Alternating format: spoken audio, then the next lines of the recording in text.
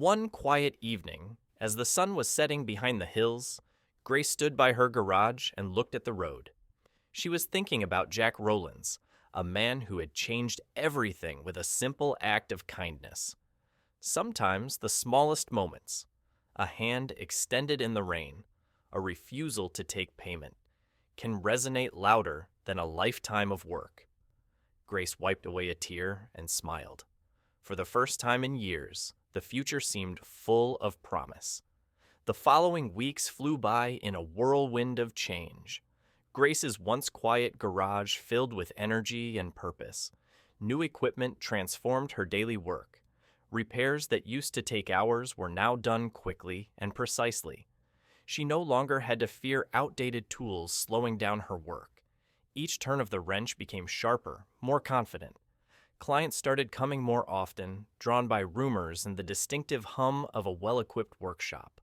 But more important than the tools and the business for Grace was the reminder that kindness truly comes back.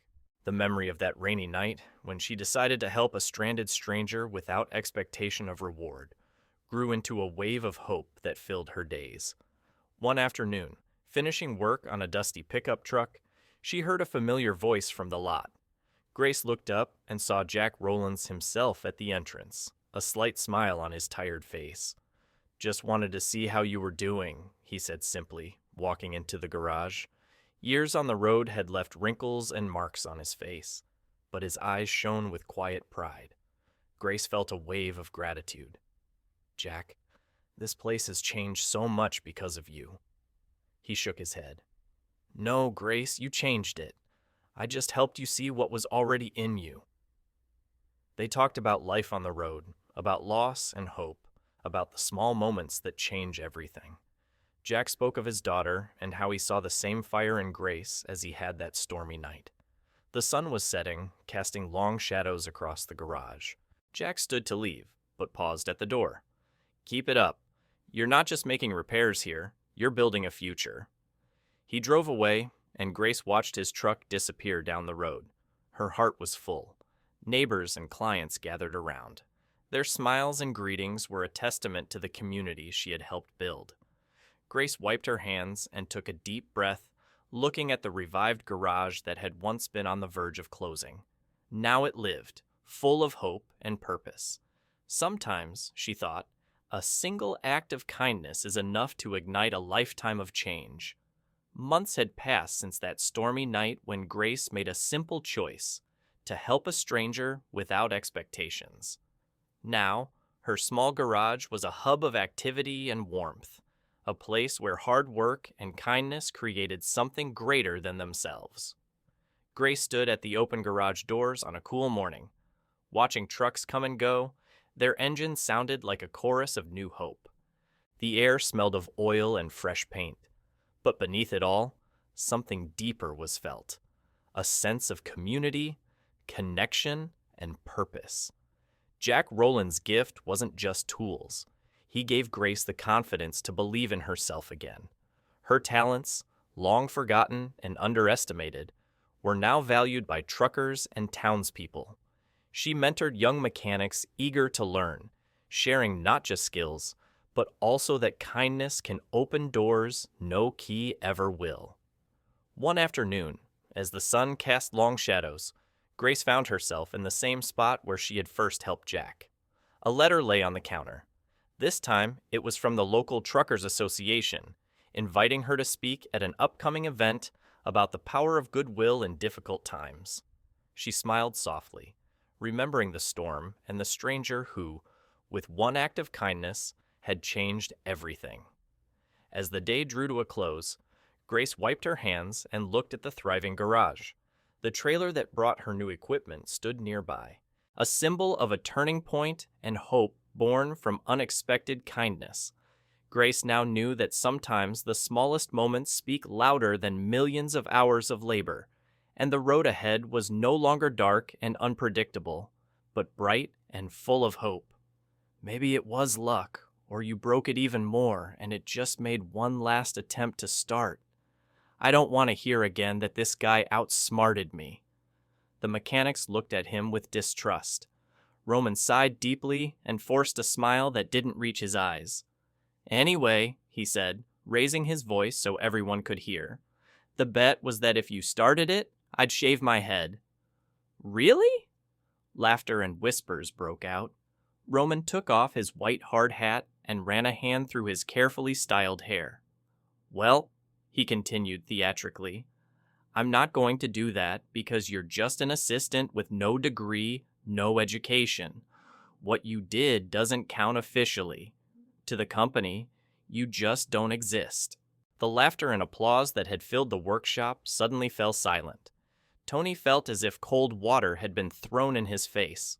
Roman stepped towards him, narrowing his eyes. So, kid, you'd better keep your mouth shut, or I'll make sure no one in this town ever gives you a job again. Don Lalo glared at him with anger. That's not fair, engineer. The bet was clear. Roman smirked dryly. Life was never fair, Don Lalo, especially for those at the bottom. As Roman walked away, the engine stopped itself, as if refusing to continue roaring under such pressure. The workshop fell into a deep silence, except for the sound of rain continuing to beat on the roof. Tony looked down, feeling the small flame of pride that had just flickered within him fade again. The rain intensified, angrily pounding on the roof as Roman left, leaving a thick, almost heavy silence behind him. The mechanics lowered their eyes, embarrassed, unable to meet Tonio's gaze. Don Lalo sighed deeply. Son, I'm sorry. Tony was breathing heavily, swallowing a lump in his throat. He felt an emptiness in his chest, as if something had been taken from him whose existence he hadn't even suspected. Cheka came over, whispering, That's unfair, Tonio. That guy's a lowlife. You won. But Tonio barely heard him. He slowly walked away, took off his oil-stained gloves, and headed for the workshop exit. Outside, the rain lashed down on him, soaking him in seconds. He didn't stop. Don Lalo called his name, but Tonio kept walking, his gaze lost in space. Each step felt heavier, as if the defeat wasn't just with Roman, but with his whole life, which kept telling him he was worth nothing. He walked a few blocks. Water streamed down his face, mixing with tears he didn't want to admit. He passed shop windows where gleaming engines were displayed, like inaccessible jewels for the likes of him. He remembered Roman's laughter, the public humiliation, the pitying glances of his colleagues, and an inner voice screamed at him that he was foolish for believing he could stand out. He stopped under a tree, breathing heavily. His fingers trembled. He angrily hit the trunk. Damn Roman, he whispered, barely audibly. At that moment, a motorcycle stopped beside him. It was Don Lalo in a raincoat, just as soaked as Tonio. Get in, Tonio. You don't have to go through this alone. But Tonio shook his head, rain and tears on his face. It doesn't matter what Don Lalo does. To them, I'll still be nobody. Don Lalo looked at him with eyes full of compassion and pain. Sometimes, son, the problem isn't that you're nobody, but that they're afraid a nobody will show them they're not as important as they think. Tony looked down. The rain continued to fall relentlessly, and although Don Lalo insisted, Tonio remained motionless, feeling everything he had achieved crumble, sinking into the mud. The rain stopped in the morning, leaving glistening puddles on the streets of Guadalajara. The air smelled of damp earth, but for Tonio, the world remained gloomy. He spent the night aimlessly wandering until he reached the old gates of the car factory where Roman worked. He stayed, watching the lights burning and trucks entering and leaving the premises. Don Lalo appeared behind him again, seemingly unwilling to leave him alone. Son, you need to tell them the truth. Tonio didn't answer. He looked down. Tonio, listen to me. You can't hide anymore, not after what you did yesterday. Tonio clenched his lips and frowned. Why, Don Lalo? Nobody cares. Don Lalo put a hand on his shoulder. It matters, and if you don't tell them, I will. Tony took a deep breath. His eyes were red from exhaustion. Finally, he whispered, I don't want to go back to that world. Don Lalo looked at him firmly. That world is part of you, kid. You can't erase it.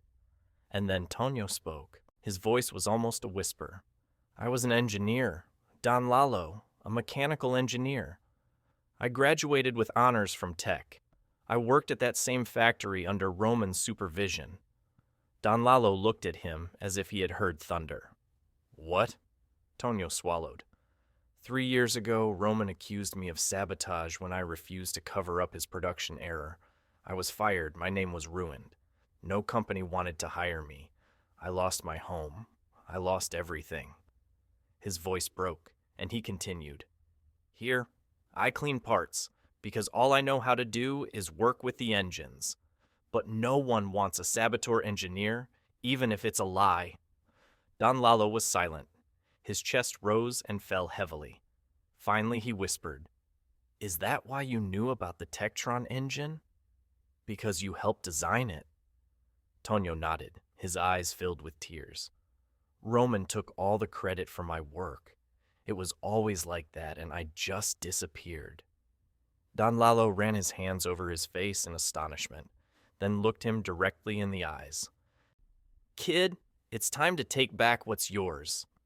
Tony shook his head, but a long-extinguished spark ignited in his eyes.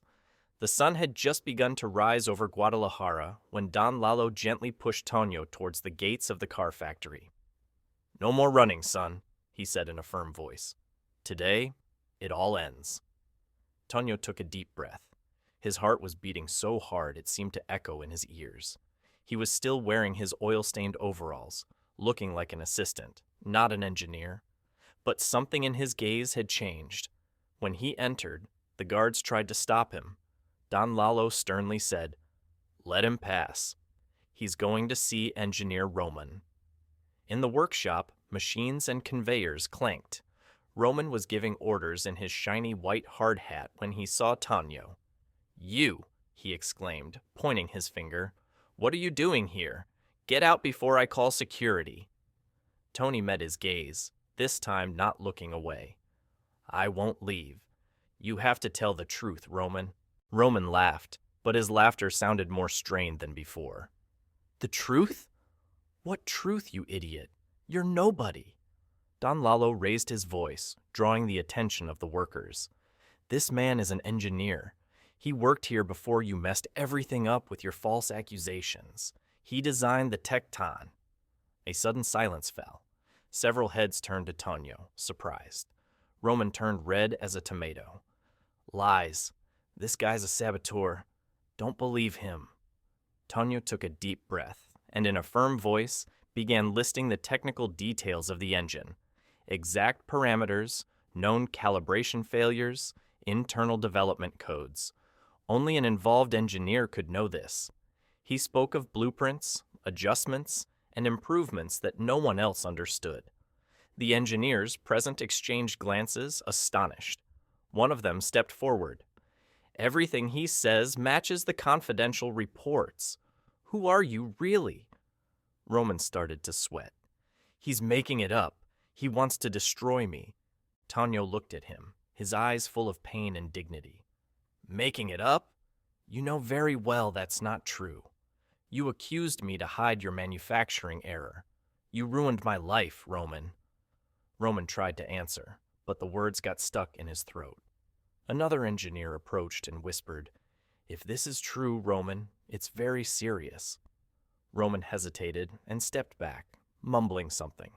But Don Lalo firmly stated, The difference, Roman, is that you can steal a man's job, but not his talent. The roar of machines mixed with the growing murmur of conversations.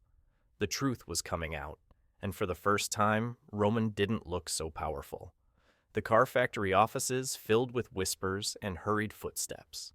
Engineers, supervisors, and executives walked back and forth, whispering and secretly looking at Tonio and Roman.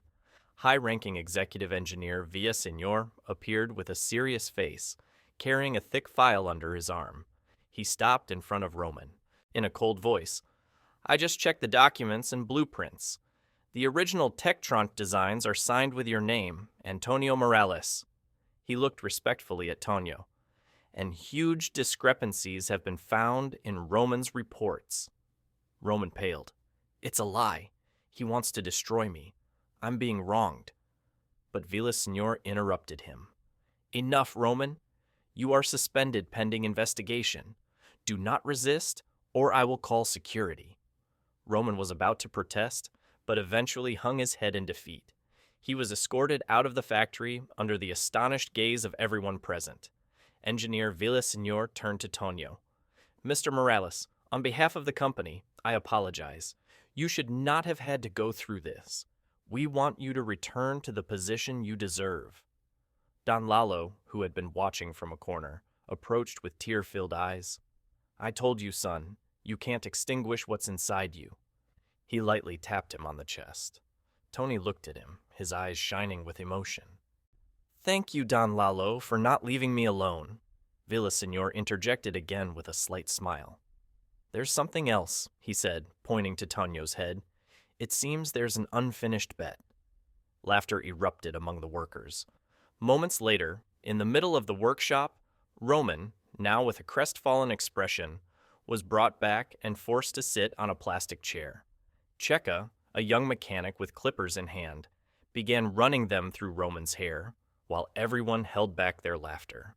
Roman, humiliated, closed his eyes as his strands fell to the floor. You look better this way, engineer, Tonio said with a slight smile. General laughter followed. Roman lowered his head, unable to meet anyone's gaze. Later, under the high sun, Tonio walked through the workshop in a clean shirt and an engineer's hard hat.